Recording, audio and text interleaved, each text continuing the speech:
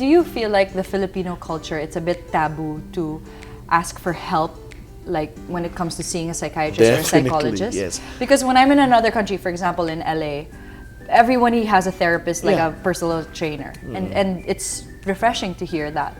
So where is that coming from? Because Filipinos, first and foremost, because of our close family ties, we would like to keep problems within the family.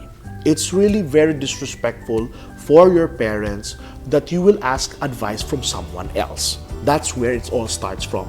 You don't go to a doctor to share some of your deepest problems or concerns, because for us, you go to your parents for that kind of situation. Is there also a fear of being judged? Oh, definitely. Because even though until the modern times that we have right now, there are still certain stigma that whenever you have a consultation with a mental health practitioner, you're always automatically judged that you're baliw, you're loka-loka. That's why you're looking for that. But what I always tell my patients is this: you are a person, and as a person, you have several dimensions within yourself. One of that dimension is your mental health. And it's just as the same as your physical health. Yes. It needs to have somebody. Exercise. Yes, it needs to have exercise. It needs to have someone taking care of it also besides yourself. Yeah. And an outside perspective can always be helpful, because you might be missing out certain things within yourself because of your personal biases. So it seems that we are in a bit of the extreme, because we like to be validated and we want to one-up each other, but God forbid anybody know any of our problems. Of our weaknesses, Yeah, of our weaknesses. We don't want to be vulnerable. Definitely. It's a very big issue for us to let other people know on what are the things that we are weak at. And that's something that we have to let go, because primarily as human beings, it's always a balance between those two forces. Maybe the proportion will not be always the same, but there will always be a weakness within every strength that we have. Yes. And it's just there. You can't fight it off. And the more that you try to conceal that weakness, the less that you accept that weakness, all the more that you're just making it hard for yourself. Yeah. So what you're saying is, it's okay to be vulnerable, and it's okay to ask for help. Yeah. Kasi to put it this way, if you don't accept that you have a vulnerability, how will you improve? How will you know what kind of problems you need to resolve? That's true. If you can't accept the fact that you are facing something distressful, how will you now take that distressing feeling out of yourself?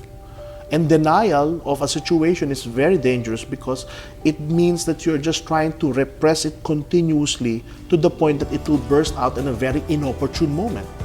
How does one recognize denial? Okay, let's say for example, the person has a clear realization of what's really happening, but the person does not acknowledge it. Let's say you went to your kumare, and then you saw your kumare puro pasa, physically battered. Okay.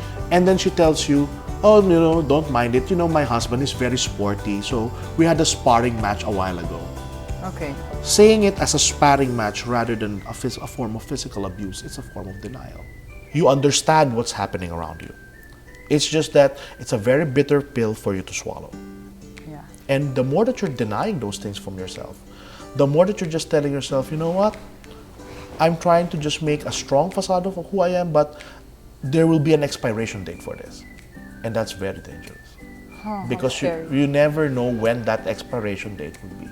That's why sometimes if you will look at it, there are some people who then snap and they do very horrible things. And they get judged. But what people don't know is that that was the tip of a series of bad things that they have experienced and they have not properly processed. Understood. So properly processing means what? Acknowledging that it's... First, you need to acknowledge the fact that you have a problem.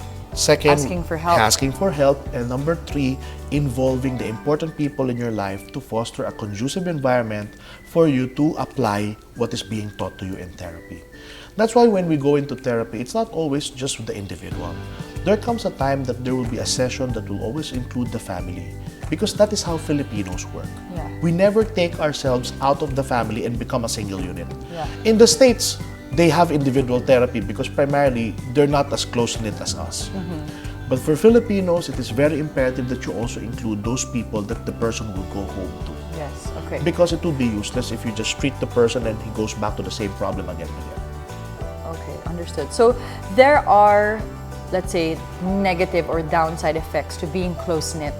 Like you were saying, our Filipino culture, we're very close-knit with the family, but when it comes to asking for therapy, it's a bit more sensitive because if you're okay with it, but your parents aren't, that's where the difficulty comes in. Actually, there's another term that we need to get along to. You have what we call parental narcissism.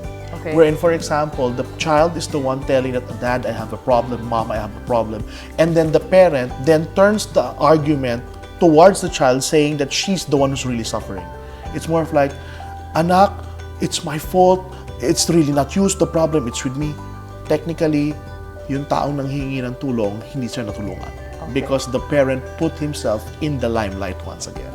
Okay, so can you talk to me about parental narcissism? What is it? The parents fixated on themselves and then projecting their image on their child? Is that what it is? It's more of like this. They don't accept the idea that their child has a problem. Rather, they then say that it is them who has the problem and not the child. Okay? Parang they want to take it in rather than deal with it properly. Okay. To the point na sila pa ang i-comfort ng anak nila. Okay. And that's really bad because the patient, the child who's really suffering, then regrets opening up. Yeah. Because the child feels, you know what, because of what I did, my mom is now worried, my dad is a little bit worried, and I don't think really opening up is the right solution. So the next time around that he has a more serious problem, he doesn't go that way again. Yeah. And as the person tries to keep these problems to himself, all the more that he's destroying himself It's inwardly. building up. Definitely. What would your advice be to parents whose children ask for help? Number one, it's not you at the limelight, it's your child. So therefore, if your child needs help, then give the necessary support that the child would need. What if they don't know what support to give? Because I've met a lot of parents who ask, what can I do? Okay. The first thing is they could accompany the child to somebody else. They should never dismiss the fact that mental health is something to be concerned about. Okay. Because a lot of parents will say, you know what, it's just in your mind. You know what, you can just brush it off and you can just sleep and then it will be all gone. Is it the older generation who's like that? Oh no, even the younger parents now are a little bit still in denial of those things. That's why there are also cases wherein children with neurodevelopmental problems, for example, don't get the necessary help that they should at an earlier time because the parent was in denial that their child has that condition.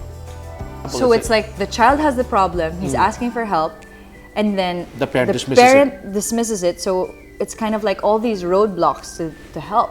So as a parent, you want to be aware and kind of open to that. Yes, you need to understand that mental health is a part of your child's life. Yeah. And it will be something that he also needs to manage as he grows up. Yes. And if there are certain problems about his mental health, it's just like the child having fever or having cough or colds that needs to be treated as well. Actually, we want to even change the word of mental health to mental fitness. Wherein, like, for example, we exercise and we, try to get our bodies fit. And it's the same with our mind. We have to get it fit as well.